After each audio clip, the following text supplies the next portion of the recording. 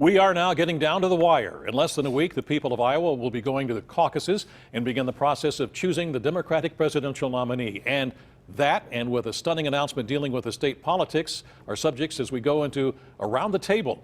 And one of our two analysts today is Tom Corbett, a former Republican governor of Pennsylvania. He also served as the state attorney general and as the U.S. attorney for Western District of Pennsylvania. The governor currently teaches law at Duquesne University. And as we do go around the table, our other analyst, Joe Mistic, is also a teacher of law at Duquesne University. Joe also has a solid background in local and state politics, including advising candidates and serving as deputy mayor of Pittsburgh. Gentlemen, thank you so much for being with us this morning or this afternoon, I should say, on the Around the Table segment. The general thought going into the impeachment trial was that 4 senators, Democratic senators who want to become president of the United States, would be hindered or hampered because of the fact they have to sit in Washington and they cannot go out on the trail and campaign. However, that's not true for one of them, Bernie Sanders. And so, well, I'm just told our graphic isn't there, our poll. So the poll indicates that Bernie Sanders has now, according to Real Clear Politics average of polls, has now taken the lead in the Iowa. So, question is, Joe, does this mean the good people of Iowa are leaning toward becoming Democratic socialists? No, it does not mean that. And we don't know how things are going to turn out next week in the Iowa caucuses, because the Iowa caucuses are notoriously unpollable. You know, Okay. The pollsters just can't get a handle on what's going to happen there, and it's a constant source of surprise. It is also a cumbersome process. It lends itself to oftentimes youthful and very energetic campaign workers who manage to get out their voters for their candidate to the polls. So anything can happen. Yeah, and it might not be a clear indication as to where the voters really are. Iowa is different than any Yes, other primary correct. state, as we can call it that. You've been in several elections on your own. When you get to down to the wire like this, less than a week to go, do those polls mean a lot? Is it now down to a two-way race between Bernie Sanders and Joe Biden? No, I don't think it's a two-way race. I think, the other candidates are out there.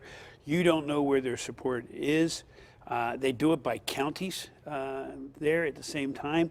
So I think right now, if you're within 5 or 6 points, you're in the margin of error in those polls. Okay. Now, it's not just the case of Iowa where Sanders is doing well. We're going to show you, I hope now, the latest poll involving New Hampshire. And according to Real Clear Politics, this is the average of the New Hampshire polls. And it shows that the primary is 2 weeks away from today. And at this moment, Sanders has a big lead of 24% compared to Joe Biden's 16% and 14.8 and 13, whatever it might be there. So the question becomes is, if Sanders happens to win both Iowa and New Hampshire, does this now make him the front runner going into South Carolina and Nevada and then Super Tuesday? I don't believe so. We expect New Hampshire to go to a next-door neighbor, someone from New England, traditionally does. Remember that Bill Clinton lost Iowa and New Hampshire and went on to be a 2-term president. So those aren't fatal races. One of the things I think was interesting there is how far behind Senator Warren was from Senator Sanders. They're both neighbors to New Hampshire, and not getting closer than that is, I think, somewhat telling to her campaign as they get ready to go to South Carolina. She has been basically dropping in most of the polls already, so you may have a point there. One final poll I'd like to bring up for you is the Real Clear Politics average of national polls, and former Vice President Joe Biden continues to maintain the lead nationally. His numbers are not moving. Bernie Sanders, though, is closing that gap. So, Governor, you said last week you believe that Joe Biden may have hit his high water mark. Does this back up your theory? I think at the moment it does, but in politics, it's what's going to happen tomorrow and the day after. And once we get out of here and get into New Hampshire and get out of that, then it's South Carolina. And from everything I've been reading, he's doing very well in South Carolina, has a great deal of support from the African-American community in South Carolina. And as you know, in looking at other races, South Carolina oftentimes changes who the leader is at that time. Well, it should also be noted that most of the polls for the Super Tuesday states are far and few between right now. You can't just find that many of them. But something that can't be ignored on these national polls, Joe, is the fact that Michael Bloomberg apparently has now been able to bought enough advertising to put himself into this race. He's now moved ahead of Buttigieg into 4th place. Mayor Bloomberg has stated that whether he's the candidate or not, he's in the race to the end because his goal is to defeat Donald Trump.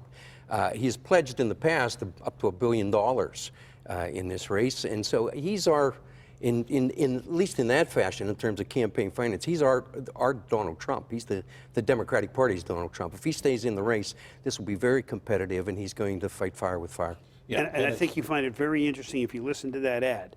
He's running against Donald Trump.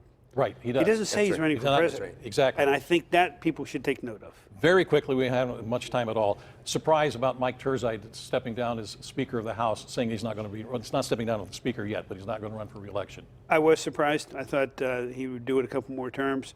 But everybody reaches a point in time where they said they've had enough and they've got to look to what they're going to do in the next chapter of life. All right, Governor, Joe, thanks so much for being with us on Around the Table.